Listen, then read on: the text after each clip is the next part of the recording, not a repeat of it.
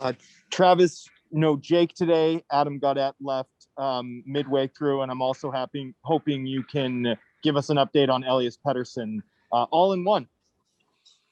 No real update on Petey. Still skating on his own. Jake was not feeling well, so he stayed home.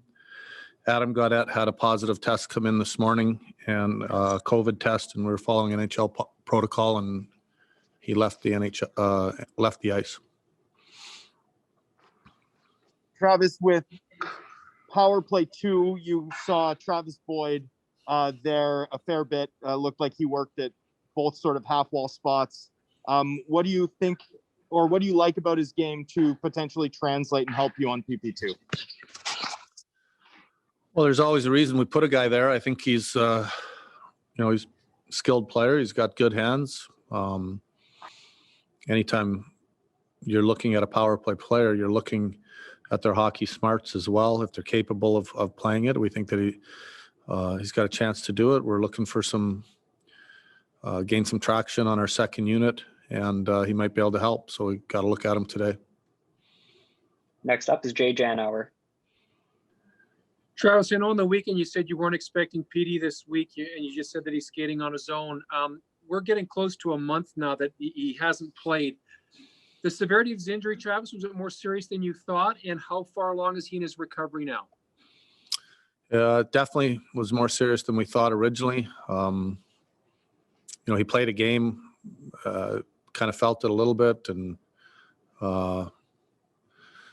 we didn't think it was going to be this long. It hasn't gotten any better there to a point where he can play yet. And, I still think he's probably going to be out for a few more games here at least.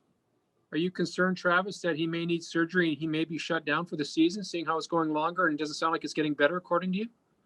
No, not yet. We feel like he's going to make a recovery.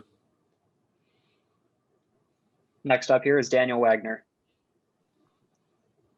Just wanted to follow up on Adam Gaudette. Did you get the result of the COVID test in the middle of practice? Yep. Okay. And what's next for the rest of the team? Are you guys going to do anything special to isolate away from each other over the next day in hopes that there aren't any more positive tests to come out of this? We'll follow the NHL protocol on that. Our players get tested every day.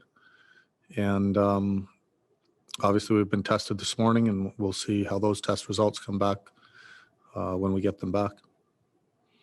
Next up is Ben Kuzma. Travis, I know you're quite intrigued by your waiver wire claims in VC and Boyd, but the one guy you probably don't have to try to figure him out is the fact that Tyler Mott continues to play a kind of game that's usually not predicated on a guy without size. Great start this year, Travis, 5 goals in his first 9 games, but also plays with a reckless abandon to lead you in hits and blocks. I know you've been impressed in the past, but he continues to do it. What level of appreciation do you have for a player like that, and how important is it to kind of not only play like that, but it kind of sends a pretty good message on the bench, I would imagine?